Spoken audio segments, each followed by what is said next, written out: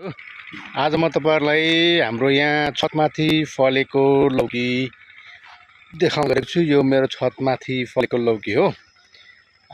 तपाईले देख्न सक्नुहुन्छ छतभरि पुरै त्यहाँ तपाईले देख्नु भएको भएन, एउटा लौका यसरी पानी ट्याङ्कीमा झुन्डिएको छ। अनि अरु यहाँ पनि छ एउटा। अझ यो भन्दा ठुलो हेर्न चाहनुहुन्छ भने आहा मस्तले सुत्नु भएको छ उहाँ चाहिँ। हेर्नु त यस कस्तो ठुलो छ देख्नु भयो।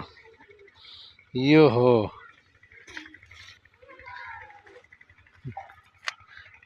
उहिले देउसी खेल्दा छानामाथि लौका आज पायो मौका भनिन्थ्यो।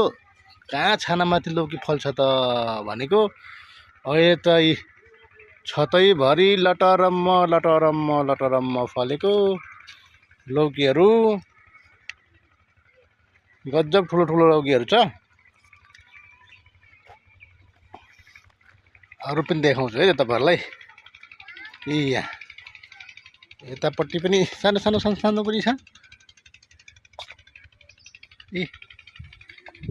ओ माई गॉड, यो जायन्ट लौकी त यता पनि रहेछ त। यो देख्नु भयो, एउटा अघि देखाए, एउटा यहाँ पनि छ।